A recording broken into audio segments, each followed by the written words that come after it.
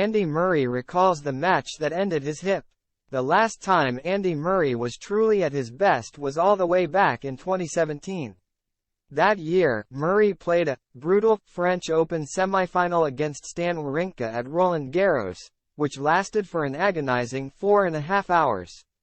Murray claims that the match ended his hip once and for all and set off a string of injuries that halted his progress over the following seasons.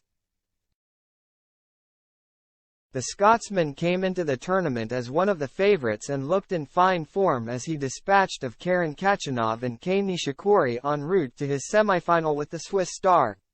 Murray would go on to narrowly lose the match 3-2 in an exciting encounter, but the 5-set defeat would take a serious toll on his body as he was plagued by injuries thereafter. Opening up on the match 3 years later, Murray admitted his body had never fully recovered from the beating it received that day. "Obviously a very tough match," he said. "That match I played against Stan a few years ago was a brutal one. I kind of knew something was up before the Nishikori match there, in the quarterfinals. I didn't know it was that bad, but then at the end of the Stan match, in the 5th set I was struggling to push up on my serve and moving to my forehand, and I have never felt the same after that match."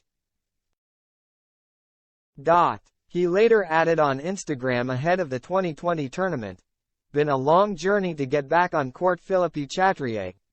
3.5 years since I played at Stan Wawrinka 85 in a brutal 5-set semifinal which turned out to be the end of my hip. It was a pleasure to be back at Roland Garros and a huge thank you to the at FF Tennis for giving me the opportunity to play here again. The new stadium with the roof looks amazing and all the changes and improvements they have made for the players is much appreciated." Murray has withdrawn from this year's French Open in order to focus on the grass court season.